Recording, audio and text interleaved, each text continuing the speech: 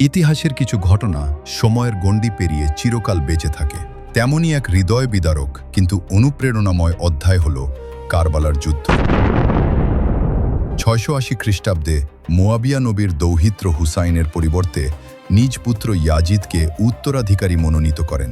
ক্ষমতায় আরোহণ করে ইয়াজিদ চাচ্ছিলেন সবাই তার প্রতি আনুগত্য স্বীকার করুক, কিন্তু একজন ছিলেন যিনি অন্যায়ের কাছে মাথা নত করতে রাজি নন।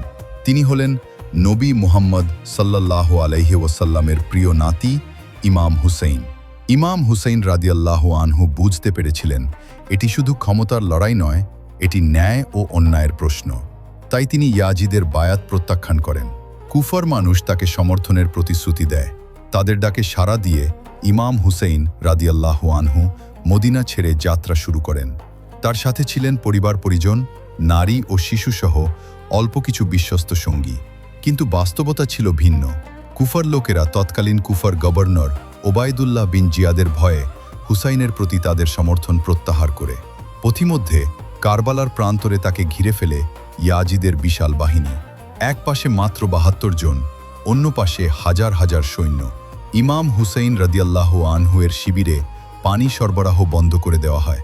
তপ্ত মরুভূমিতে দিন কেটে যায় তৃষ্ণা আর কষ্টে। শিশুরদের কান্না, নারীদের আর্তনাদ, তবুও তিনি আপোস করেননি। 10 মুহররম, আশুরার দিন যুদ্ধ শুরু হয়। এক এক করে শহীদ হন তার সাহসী সঙ্গীরা, তার ভাই, তার সন্তান, তার প্রিয়জন। শেষে ইমাম হুসাইন রাদিয়াল্লাহু আনহু একা দাঁড়িয়ে থাকেন যুদ্ধক্ষেত্রে, ক্লান্ত, তৃষ্ণার্ত, তবুও মাথা উঁচু। অবশেষে তিনিও শাহাদাত বরণ করেন। কিন্তু এখানেই শেষ নয়। কারবালা প্রমাণ করে অন্যায়ের কাছে মাথা নত না করার নামই সত্যিকারের সাহস। এই যুদ্ধ আমাদের শেখায় ক্ষমতা ক্ষণস্থায়ী, কিন্তু সত্য চিরন্তন। আজ শত শত বছর পরও কারবালার সেই ত্যাগ, সেই সাহস, সেই শিক্ষা মানুষকে অনুপ্রাণিত করে। কারবালা শুধু একটি যুদ্ধ নয়, এটি এক আদর্শ, এক প্রতিজ্ঞা যে সত্যের পথে থাকলে পরাজয় ও বিজয়ে পরিণত হয়। এরকম নিত্য নতুন ভিডিও পেতে আমাদের চ্যানেলটি সাবস্ক্রাইব করুন।